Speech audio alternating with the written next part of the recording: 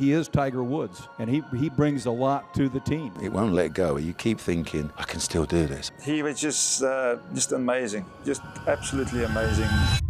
Greg Norman said he had never seen anyone like him. A 15-year-old kid with a fire that burned hotter than any champion Norman had ever faced. That first meeting changed everything Norman thought he knew about golf. But Norman was not alone. Every legend who stepped onto the course with Tiger Woods faced the same realization. The game had changed forever. What did the greatest names in golf really feel when they first faced Tiger Woods? Each had their own moment. Each had their own awakening. These are the stories of champions who watched the future arrive faster, stronger, and more ruthless than anyone could have prepared for. The 1997 Masters. By tradition, defending champion Sir Nick Faldo was paired with 21-year-old Tiger Woods for the first 2 rounds. Faldo was a 6-time major winner. He was the master of Augusta. His game was built on precision and control. He had studied every blade of grass, every slope, every wind pattern at Augusta National. Thursday began with Tiger shooting 4 over par on the front 9. Faldo and the golf world assumed the young amateur turned pro was crumbling under the pressure. Then came the tremor. Woods shot 6 under par on the back 9. He made Augusta his own pitch and putt. The transformation was instant and complete. After that first round, Faldo delivered his stunned verdict. He left us in the dust. It was a special day. An air of inevitability set in from that very first day. The final round was not a duel, it was a coronation. Faldo was a witness to history. What struck the veteran was not just the physical dominance, it was the psychological autonomy. Tiger was really cool and calm. His caddy later told Faldo he barely spoke to Tiger all day. I let him alone. He was fine, just in his own thoughts. I did not need to add anything. This total self-possession was the core of the Tiger effect. Tiger knew what he was doing. By his presence and his great golf, he put everyone under pressure. This was not the aggressive intimidation of a rival. It was the impersonal pressure of an inevitable natural force. If you are loving these stories of how Tiger changed golf forever, hit that subscribe button and drop a comment telling us your favorite Tiger Woods moment. But the 1997 Masters was not Faldo's first encounter. It was merely the public confirmation of a truth he already witnessed. A more revealing moment occurred during a practice round in 1995 or 1996. The group included Faldo, arguably still the best golfer in the world, and the relatively unknown Tiger Woods. No one was watching. No cameras. No crowds. Just golf in its purest form. At the 15th hole, both players hit drivers. A fan studied Faldo's demeanor and facial expressions as he watched Tiger walk 100 yards past him to his ball. The look on Faldo's face told the entire story. This was the past being destroyed by the future. The two men were using essentially the same clubs. Small metal-headed drivers with steel shafts. This was not a difference in technology. It was a difference in biology. Faldo took his head cover off his 3-wood and tried to figure out a way to make it get to the green. Tiger stood stretching on the downslope past the trees. After Faldo's best effort with a wood, Tiger pulled out a 9-iron for his second shot. Faldo's 1997 concession was not a statement of shock. It was a weary admission of a fact he understood for a year. He had seen the 9-iron to his 3-wood. He knew the new era had already begun. The 1997 Masters was just the day the rest of the world found out what Nick Faldo already knew. For Greg Norman, the first encounter was different. In 1997, Tiger Woods replaced Norman as the #1 ranked player in the world. But Norman held a secret. He had known for years exactly what was coming. The most insightful first encounter was not on tour. It was in the early 1990s. Norman was the #1 player in the world. He received a call to play 9 holes at Old Marsh Golf Club with a 15-year-old Tiger Woods. The purpose was for the world's best to give his opinion on Tiger. Norman expected to see talent. What he saw was something far more dangerous. Norman's opinion was formed instantly. Wow, he recalled thinking, this kid is going to go a long way. But it was more than that. Norman was looking into a mirror. He was seeing himself, only younger, hungrier, and with even more raw firepower.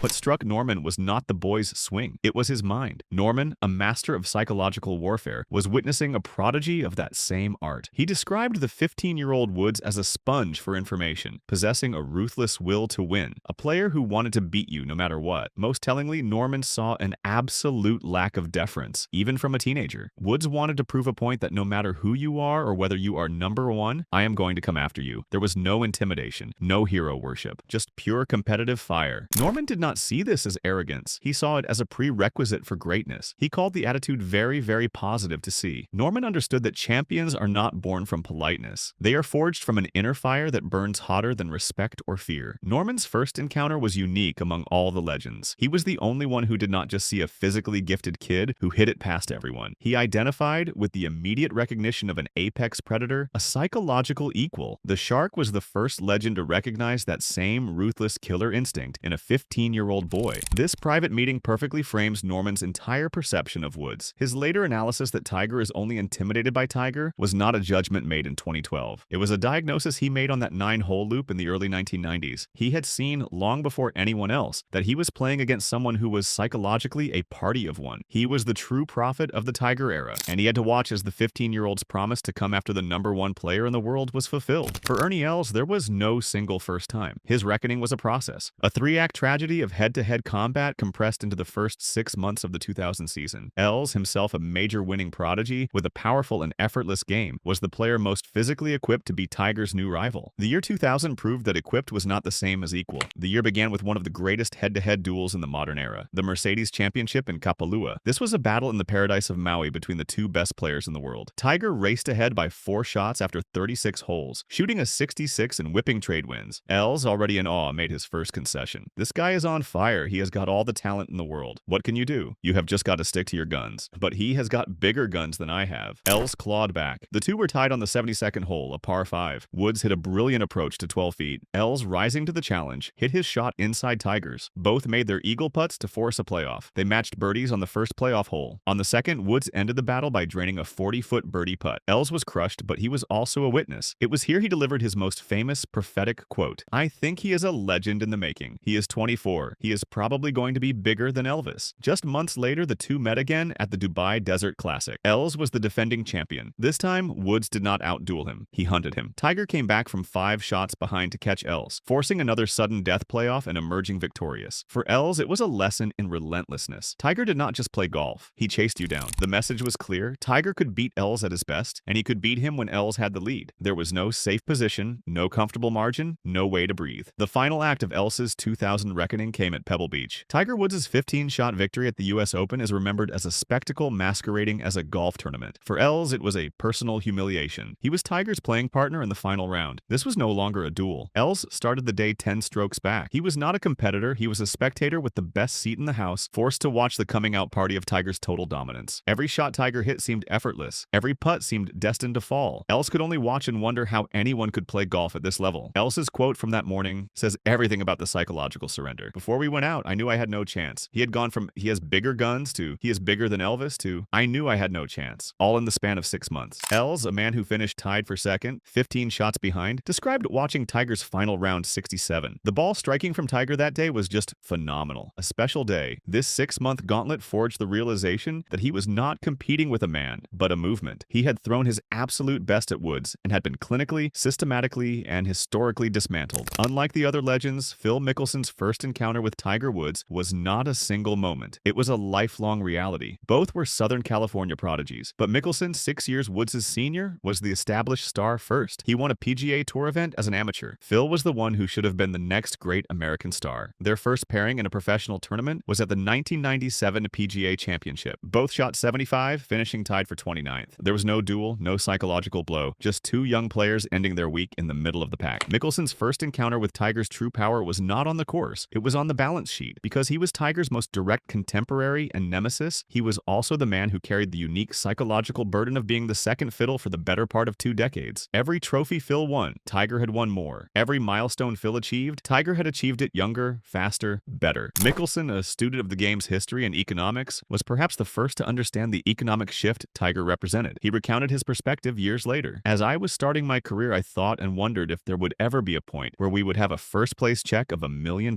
I did not think it would happen in my career. Then came the reckoning. And Tiger comes along, gets golf on the front page, and next thing you know, sponsors want in. And we are playing for $1 million+ first-place check every single week now. I have always attributed that to him." This was the core of their complex rivalry. Phil was competing against Tiger for trophies, but he was benefiting from Tiger's existence more than any other player on earth. This dual reality, the on-course frustration and the off-course gratitude, defined his career. His later admissions are a confession of this career-long burden. "He owned me the first half of our careers. His record against me head-to-head was dominant. This context gives weight to the realization that if Tiger had a lead, the rest of us were playing for second." For Mickelson, this was not hypothetical. It was a biography. His ultimate concession, "he is the greatest of all time," is not just an opinion. It is the summary of a life spent battling in the shadow of a phenom. For Tom Watson, the first encounter was not physical. Watson was not a direct competitor to Woods in his prime. His role was that of the historian, the link between the Nicklaus era and the new one. Watson's first reckoning was intellectual. Just months after Woods' 1997 Masters victory, Watson was a panelist for a Golf Digest feature titled Tiger: How He Is Changing Your Game. This is where the concept of Tiger as Nicklaus with firepower was born. Watson was processing a new kind of athlete who broke all previous models. The most powerful encounter Watson had regarding Tiger's status was not with Woods himself. It was with Jack Nicklaus. It is perhaps the single most important old guard moment of the entire Tiger era. This was the passing of the torch, witnessed by the man who connected both eras. Watson recounted being at the senior skins game in Hawaii with Nicklaus. The two legends were sitting together watching Tiger play on television. They had competed against each other for decades. They had battled in major championships. They knew greatness when they saw it. Watson, the historian, the man who had battled the bear at Turnberry, decided to ask the question that would define the era. He turned to Nicklaus and said, "Bear, he is the best, is not he?" Nicklaus, the man with 18 majors and the undisputed title of greatest of all time, gave a simple, definitive answer that echoed through the golf world. Yeah, he is the best. In that moment, Watson's role was solidified. He was not a victim of the new era. He was the efficient. His first encounter with Tiger's true, undeniable status was not on the course. It was hearing the abdication from the king's own mouth. Payne Stewart had a deep admiration for Woods. Tiger is the greatest thing that has happened to the tour in a long time. The setting for their most defining encounter was the 1999 U.S. Open at Pinehurst. Stewart arrived a man transformed. The definitive moment occurred on the putting green before the third round. A joust began. Tiger joked to the 42-year-old Stewart, "When I start designing golf courses, I'm going to make them 9,000 yards long, and then you old guys will not stand a chance." Stewart came right back with timeless wisdom. "Well, if it is the U.S. Open, you will still have to drive it in the fairway." Tiger did not have an answer for that one. This exchange was a perfect summary of the era. Woods represented the faster, stronger, younger revolution. Stewart's reply was the voice of history. Tragically, Payne Stewart died in a plane crash 4 months after his victory. This became his final word on the Tiger era. The one man who could, with wisdom and wit, respectfully put the invincible Tiger Woods in his place. The first time a legend faced Tiger Woods was never just one round of golf. It was a personal reckoning that was different for every man. For Nick Faldo, it was a physical reckoning. A private moment when his 3-wood was rendered obsolete by a 20-year-old's 9-iron. For Greg Norman, it was a psychological reckoning. A 9-hole loop where the shark saw his own ruthless DNA in a 15-year-old boy. For Ernie Els, it was a competitive reckoning. A 6-month gauntlet in 2000 that systematically dismantled him as a peer. For Phil Mickelson, it was an economic reckoning. His entire professional life would be defined by the man who turned million-dollar tournament purses into the weekly standard. For Tom Watson, it was a historical reckoning, hearing the bear, Jack Nicklaus, abdicate the throne. And for Payne Stewart, it was a philosophical reckoning, a final joust where he countered the hubris of firepower with timeless wisdom. For each legend, the result was the same, an undeniable realization that the game had been changed forever. They had all been champions. They had all dominated their eras. But now they understood what true greatness looked like. None of these encounters were defeats. They were awakenings. Tiger did not just beat them, he elevated them. He forced the entire sport to evolve. He made golf bigger, richer, and more inspiring than it had ever been. He turned country club professionals into global athletes. The roar had arrived, and its echo would define a generation. What is your favorite Tiger Woods moment? The one that made you realize he was special? Drop it in the comments below. And if you loved these stories of golf's greatest legends, subscribe for more incredible tales from the sport we love. Share this with a golf fan who needs to hear these stories. Because Tiger Woods did not just change the game, he changed what it meant to be a champion.